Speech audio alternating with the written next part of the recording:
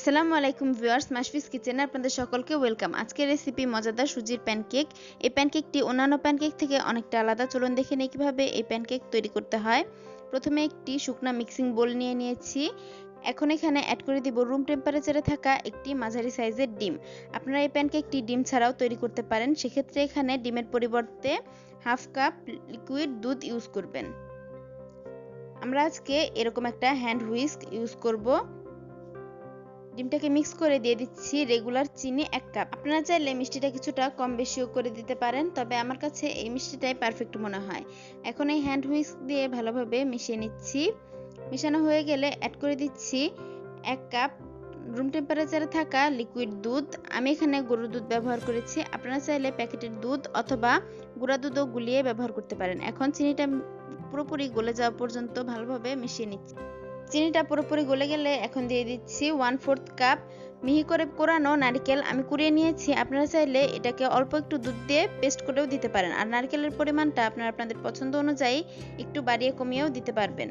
এখন মিক্স করে দিয়ে দিচ্ছি 1/4 টিস্পুন ভ্যানিলা পাউডার। আমি পাউডার ফর্মে ইউজ করেছি। আপনারা চাইলে লিকুইড ভ্যানিলা এসেন্সও ইউজ করতে পারেন। এরপর স্বাদে ব্যালেন্স আনার জন্য দিয়ে দিচ্ছি 1 চিমটি লবণ। এখন দিয়ে দিব আমাদের প্রধান উপকরণ সুজি। এখানে আমি প্লেন সুজি ব্যবহার করেছি। সুজিটা ভাজা না, একদম কাঁচা সুজি ব্যবহার করতে হবে। আমি প্রথমে অল্প অল্প করে দিব আর মিক্স করে নিব। আমার মোট 1.5 কাপ সুজি লেগেছে, আপনাদের কম বেশিও লাগতে পারে। ঘনত্বটা দেখে বুঝতে হবে যে কতটা সুজি লাগবে। আপনারা এই পর্যায়ে হাফ চা চামচ বেকিং পাউডার আর 1/4 টিস্পুন বেকিং সোডা ব্যবহার করুন। যান্ত্রিক গোলযোগের কারণে এই ভিডিওটুকু দেখানো হয়নি। আমি সম্পূর্ণ সুজিটা অ্যাড করে দিয়েছি। এখন ভালোভাবে মিক্স করে নিব। মিক্স করা হয়ে গেলে ঢেকে রেস্টে রেখে দিতে হবে 15 মিনিট। 15 মিনিট রেস্টে রাখার পরে এখন আমি ভাজতে চলে এসেছি। একটা প্যান গরম করতে দিয়ে দিয়েছি। গরম হয়ে গেলে দিয়ে দিচ্ছি তেল। অন্যান্য প্যানকেকের তুলনায় এই প্যানকেকটা একটু বেশি তেলে ভাজতে হবে। প্রায় 2 টেবিল চামচের মতো তেল দিয়ে দিয়েছি।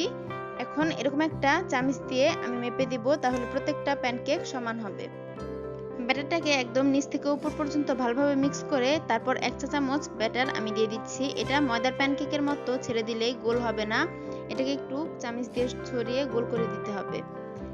এরপর আমি ঢাকনা দিয়ে ঢেকে অপেক্ষা করব 6 থেকে 7 মিনিট। এটা যেহেতু সুজির প্যানকেক তাই হতে একটু সময় লাগবে। ঢাকনায় থাকা ছিদ্রটি অবশ্যই বন্ধ করে দিতে হবে।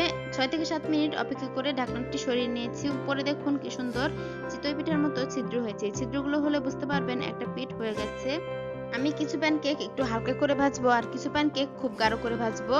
আমি আবারও ঢেকে দিয়েছি, তারপর 5 থেকে 6 মিনিট অপেক্ষা করেছি। এখন দেখুন এই পিঠটাও ভালোভাবে হয়ে গেছে। সুজির প্যানকেকগুলো হতে একটু সময় লাগে। এখন আমি এটাকে তুলে নিচ্ছি। তারপর প্যানে আবারও তেল দিয়ে দিব। আমি এই প্যানকেকটা একটু গাঢ় করে ভাজতে চাই, তাই তেল একটু কম দিয়েছি। প্রায় 1 থেকে 1.5 টেবিল চামচ তেল দিয়ে দিয়েছি।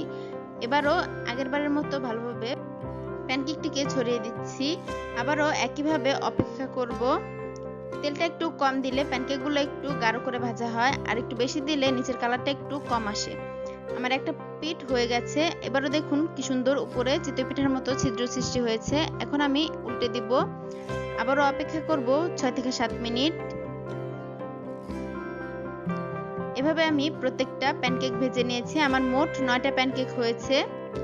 এই যে দেখুন এই প্যানকেকটা হয়ে গেছে। আমি এটাকে নামিয়ে নিচ্ছি। আপনারা আপনাদের পছন্দ মতো কালার করে সবগুলো প্যানকেক ভেজে নিতে পারেন। আমার সবগুলো প্যানকেক ভাজা হয়ে গেছে।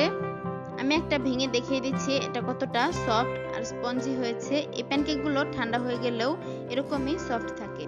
এই প্যানকেকগুলো সুজির তৈরি হলেও ময়দার প্যানকেকের মতোই যথেষ্ট সফট। আপনারা আমার রেসিপি হুবহু ফলো করে বানালে আপনাদের প্যানকেকগুলো এতটাই সফট আর সুন্দর হবে। রেসিপিটি বাসায় ট্রাই করে কেমন লাগলো তা কমেন্ট করে জানাতে পারেন। আমাদের ফেসবুক পেজে লাইক দিয়ে পাশে থাকতে পারেন, লিংক ডেসক্রিপশন বক্সে দেওয়া থাকবে। ভিডিওটি ভালো লাগলে আমার চ্যানেলটাকে প্লিজ সাবস্ক্রাইব করুন আর ভিডিওতে লাইক দিয়ে পাশে থাকুন। Thanks a lot for watching this video. আল্লাহ হাফেজ।